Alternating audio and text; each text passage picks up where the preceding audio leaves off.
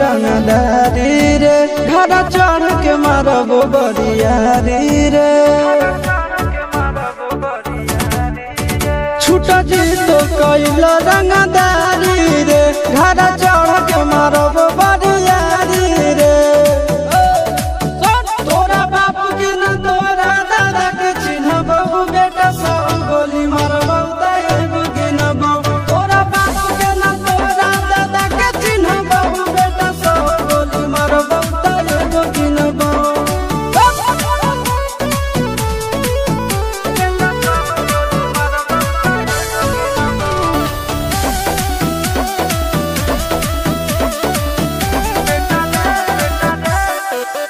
बेटा रे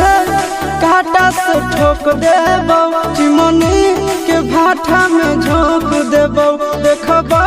कवन बाबू बचैतौ तोरा प्रशासन के गाड़ी भी रोक देबो बेटा जी सुनो बेटा रे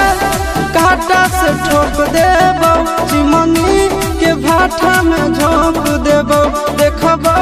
कवन बाबू बचैतौ तोरा प्रशासन के गाड़ी भी रोक देबो तोरा जैसन के हम खड़े खड़े गिनबो बेटा सब गोली मारबो तैगो गिनबो तोरा बापू के न तोरा दादा के चिन्हबो बेटा सब गोली मारबो तैगो गिनबो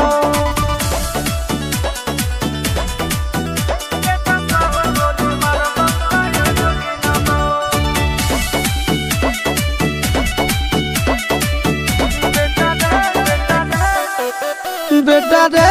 दौड़ा के बाजार में मारबो गोली तोर कपार में रंगदारी जे करम भी बिहार में गड़ देबो गंगा जी किनार में इतना मार पड़तो न बेटा बेटा रे दौड़ा के बाजार में मारबो गोली तोर कपार में रंगदारी जे करम भी बिहार में गड़ देबो गंगा जी किनार में कहो चिंटू आशीष के कारण सुनबो बेटा सब गोली मारबो तैगो गिनबो तोरा बाप के न तोरा दादा के चिन्हबो बेटा सब गोली मारबो तैगो गिनबो मारत मारत पिछुआरा लाल कर दे बेटा।